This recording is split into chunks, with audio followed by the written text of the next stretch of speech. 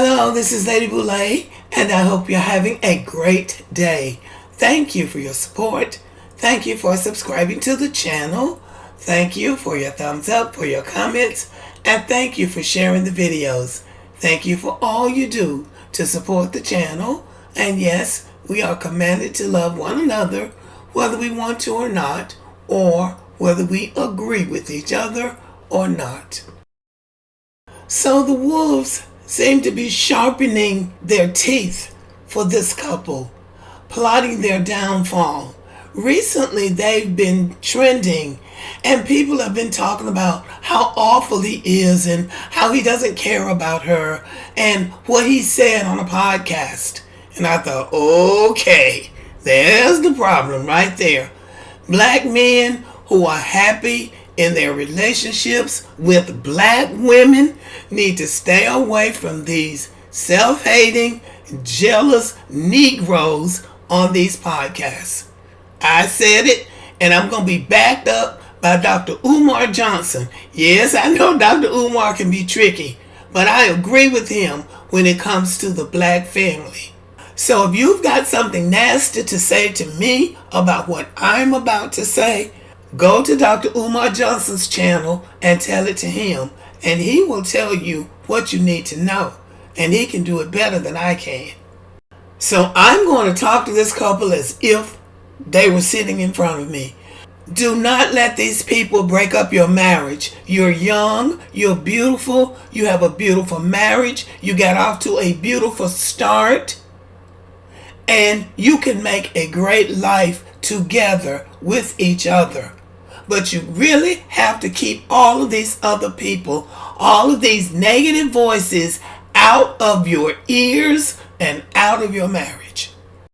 They don't mean you any good, and if they get your marriage torn up, they'll be the first ones talking about you. I know it wasn't going to work. I know that wasn't going to work because he don't like that kind of woman. He like white women. Or it's going to be something along that line. Somebody even said that, well, his type is more like the Kardashians. Now, most likely that was that person's type. But here's the thing. One of the Kardashians is available at all times. So if he had wanted a Kardashian, that's what he should have gone for. Because they are available. And they are willing. They're not that hard to get from what I can see. And you go into that mud pile and come out just like everybody else, crazy.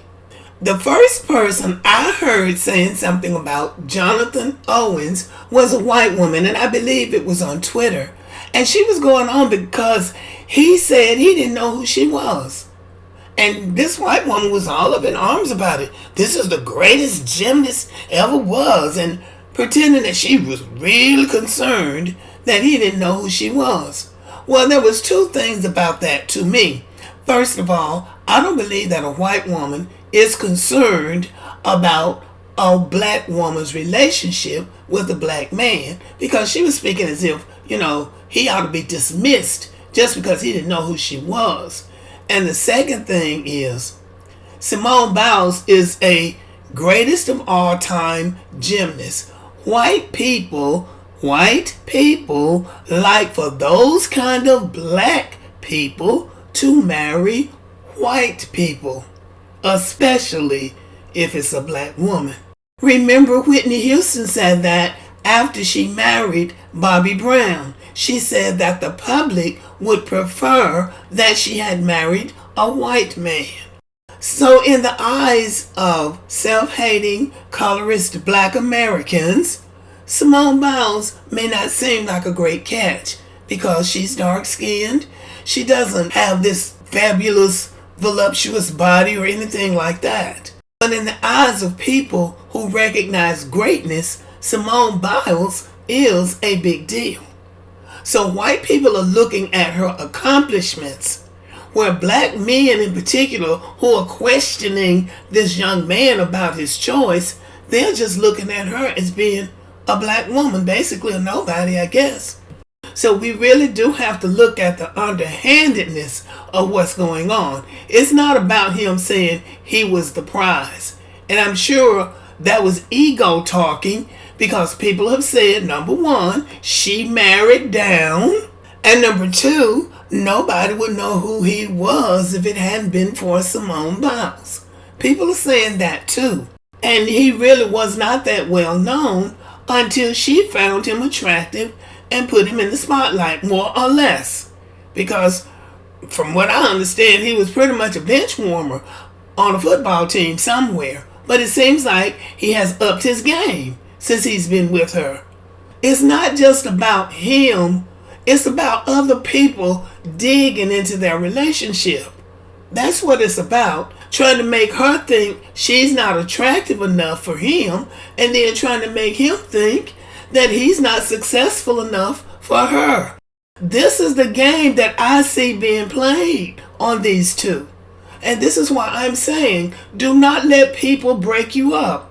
Keep your own counsel and be careful about who you talk to and who you let into your conversation.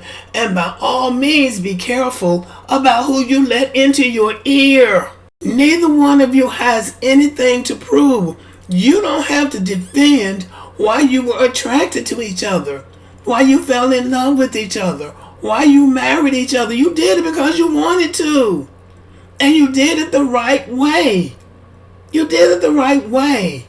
You also have to look at who's doing the talking. Who are they with? What kind of relationship do they have? Is anybody picking their relationship apart? You really, really have to be careful in life. These two people are young. And I hope their parents are talking to them, and the community of people who really care about them are encouraging them and advising them not to listen to everybody who wants to talk. This is a test. And if they fail this test, the next one is going to be harder. If you're not strong, people will tear your relationship up and then turn around and laugh about it. Well, he should have stayed with her, because he's not going to do anything but crash and burn if he lets that get away. They married each other. So there had to be something special there. People see the specialness of that. Neither one of them had been out here and run out like a lot of these athletes do. They run out before they even get started. These people are very young. And they were fortunate to find each other very young. And it would be a misfortune for them to let other people into their relationship and destroy it, because misery loves company. And we already know that in the black community we have such a serious crabs in a barrel syndrome that you should just be careful what people say to you when you're a successful couple like that, just on general principle. Just on general principle. So I really think that responsible black people like myself and others on social media platforms who see this happening should do like the old people used to do in the church and in the community. When they saw a couple having problems, they would talk to them and counsel them and tell them, you have to get through this rough spot. But in their case, they're in the spotlight, and they have to learn how to navigate that spotlight. Because she seems to be enamored with him, and the way he looks at her in these pictures, he seems to be enamored with her. I'm not saying they have a perfect relationship, but everybody needs to make relationship decisions based on how they feel and their situation. This couple has a good chance of building a great life for themselves together, building a beautiful family, because they're young now. They're making money now, so they can take care of their money, and then when they get ready to start a family, if they so choose, then they'll have the finances available that they don't have to be in a struggle-love relationship. And see, that's what black people love. They love to see a black woman, especially, in some kind of a struggle-love relationship. So I believe that responsible people in the black community, not only this couple, but any young couple, because there are going to be temptations and there are going to be challenges. And we already know black men don't even like each other well enough to be even trying to meddle into each other's business based on what I see. Black men usually have a very small core of friends, that they can rely on. And they don't even pay any attention to the rest of these guys because they know they don't mean them any good. And anybody coming at you in your relationship this early, they don't mean you any good. So this person posted on Twitter, and this is a white woman. She says, Simone Biles' husband, NFL safety Jonathan Owens, admits that he hadn't even heard of the gymnast when discovering her on a dating app. He also says he is the catch in the relationship. I always say men are the catch. So that's what he said. And he's talking to these black men on the podcast. He's not talking to this white woman. And so down here under his picture, she wrote, Simone Biles' husband never heard of the decorated gymnast and felt he was the catch. Now let's switch this around. If this was a white man and a white woman, would white people make a big deal out of this? I think not. But this is a black woman and a black man. This is a young white woman. So she feels the need to dip into this conversation. I'm just going to leave that alone. And then black women got in it, talking about how black women always have to pull the black man up, and she pulled him up. And then it gets into who's the most famous and who makes the most money. And the discussion has gone downhill from there because these are people that are talking that are not in the relationship. They're not in the marriage. So after that discussion died down, another one came up. This says, as folks attempt to move on, many are still stuck on how Owens answered the questions during their joint interview. One TikTok creator, Jack Reacts 904, noted that the Olympian is not the typical athlete's type. Now this is somebody else talking now. Unfortunately, it's a stereotype, but the stereotype rings true. Anytime there's a ball player, whether that's NFL, MLB, NBA, especially the NBA, all the players' girls look identical, he said. And many of them really do. The social media influencer said those athletes tend to go for the Kardashian type, big lip, BBL, Fashion Nova model look.